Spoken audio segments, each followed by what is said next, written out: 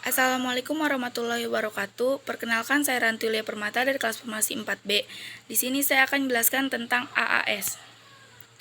Spektrofotometri serapan atom adalah suatu metode analisis untuk penentuan unsur-unsur logam dan metaloid yang berdasarkan pada penyerapan radiasi oleh atom-atom bebas unsur tersebut.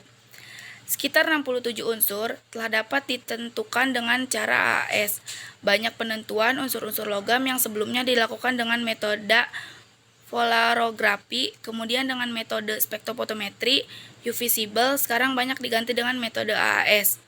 Prinsip pengukuran dengan metode AAS adalah adanya absorpsi sinar UV atau visible oleh atom-atom logam dalam keadaan dasar yang terdapat dalam bagian pembentuk atom. Sinar UV atau visible yang diabsorpsi berasal dari emisi cahaya logam yang terdapat pada sumber energi halokatode. Ada 5 komponen dasar alat AAS. 1. Sumber sinar, biasanya dalam bentuk holokatode yang mengemisikan spektrum sinar yang akan diserap oleh atom. 2. Nyala api, merupakan sel absorpsi yang menghasilkan sampel berupa atom-atom. 3. Monokromator, untuk mendispersikan sinar dengan panjang gelombang tertentu. 4. Detektor, untuk mengukur intensitas sinar dan memperkuat sinyal. 5.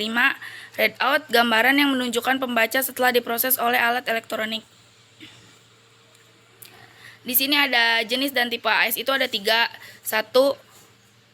Atomisasi dengan nyala, atomisasi tanpa nyala, atomisasi dengan pembentukan senyawa hidrida. Di sini ada penjelasannya bahwa atomisasi dengan nyala itu suatu senyawa logam yang dipanaskan akan membentuk atom logam pada suhu 1700 derajat Celcius atau lebih. Sampel yang digunakan cairan akan dilakukan atomisasi dengan cara memasukkan cairan tersebut ke dalam nyala campuran gas bakar. Tingginya suhu nyala yang diperlukan untuk atomisasi setiap unsur berbeda.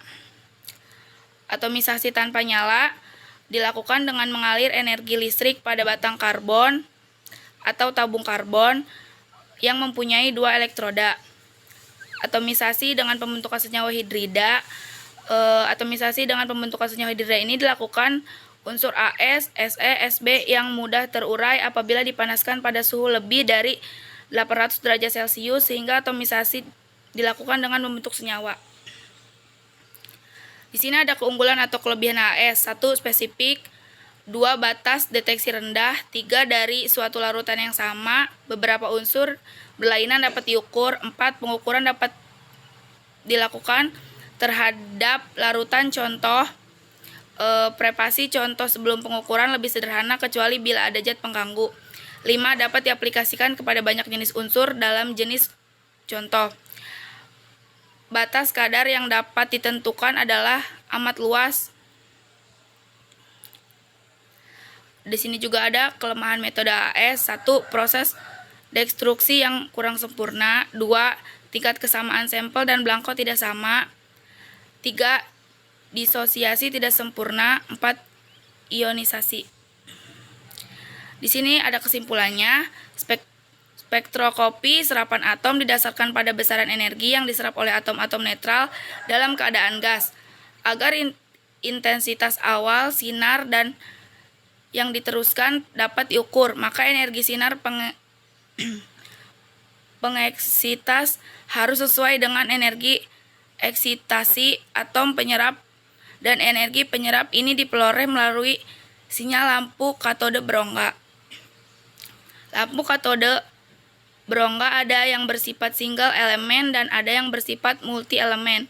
Salah satu alat yang berperan penting dalam SSA atau AAS adalah cover yang berfungsi untuk membuat sinar yang datang dari sumber energi berselang-seling, sehingga sinar yang dipancarkan juga akan berselang-seling. Di sini ada beberapa jenis gangguan dengan cara pada analisis kuantitatif. 1. Gangguan kimia. 2. Gangguan matrik. 3. Gangguan ionisasi. Dan 4. Gangguan background. Sekian penjelasan dari saya, kurang lebihnya mohon maaf. Wabillahi taufiq wal hidayah. Wassalamualaikum warahmatullahi wabarakatuh.